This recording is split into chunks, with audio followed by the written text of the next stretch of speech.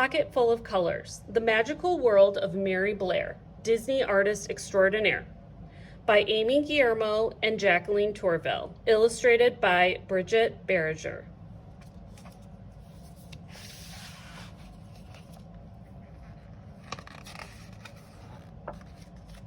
Pocket Full of Colors. Under a wide blue sky, on a red dirt road, in a lemon yellow house, there lived a little girl named Mary. Other children collected marbles or dolls, but Mary collected colors of every shade and every hue. One day, Mary's parents announced they were moving out west. As she waved goodbye to the yellow house, Mary tucked her friend Lemon in her pocket. Mary would miss the happy home, but she had new colors to collect. When she arrived in California, she glimpsed the azure ocean and found groves of golden fruit dripping from viridian trees. In the city, she discovered steel gray buildings and mauve-tinted skies. Mary opened her sketchbook. She mixed her paints. She would save these shades for just the right time. When she was older, Mary went to art school. She met Lee. He showed her rosy pink and blushing red. She kept those colors in her heart. Together, Mary and Lee painted rainbows. But it was the Great Depression and people were poor. No one was buying rainbows, except one place. Mary landed a job at Walt Disney Studios, one of the first women ever to be hired. Finally, a place for her colors to run and dance and play as they pleased. But on her first day of work, the men in charge didn't want to talk about cerulean or celadon or cerise. They were only interested in black and white. Mary was told to follow the rules.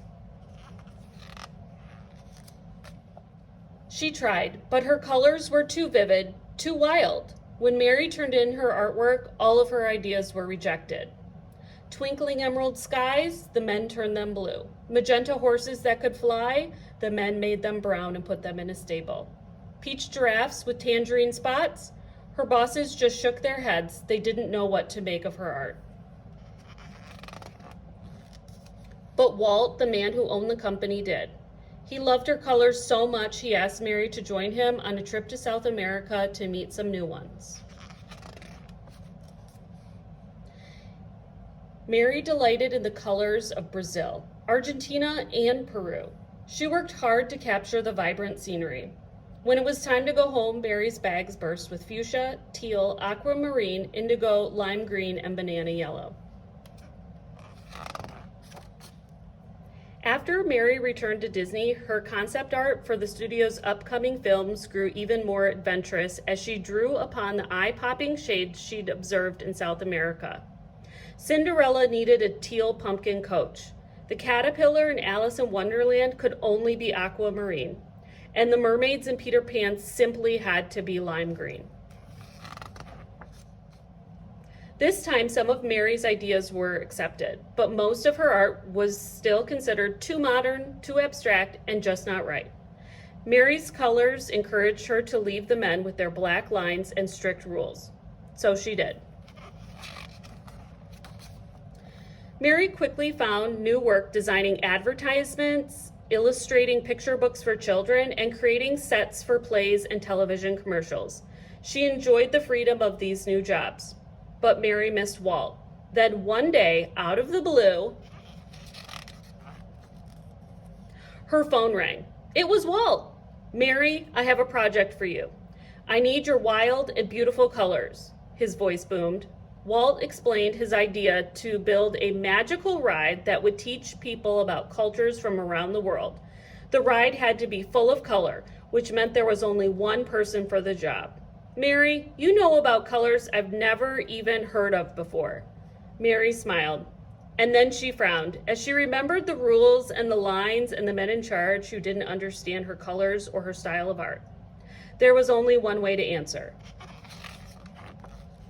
"Yes," said Mary, but her yes came with a condition. This time, Mary wanted to be the one in charge. Walt welcomed her aboard. Mary's paint seemed to sparkle when she hung up the phone. She had never been to places like China or Morocco or Kathmandu, but her colors had. Sitting down to work, she squeezed out dabs of paint: lemon yellow, aquamarine, and azure, mauve, taupe, and tangerine, russet, sienna, and steel gray, celadon, cerulean, cerise, magenta, teal, indigo, and emerald shined from her palette. And when she picked up her brush, the colors Mary had so carefully collected all her life took her on a trip around the globe. When the work was done and the ride opened, people gasped in awe. It's a Small World was a sensation. When it was Mary's turn to take the ride, she leaned back in the boat and let her colors wash over her. It was a world of laughter, a world of smiles, and color, color, color everywhere. This, at last, was Mary's world.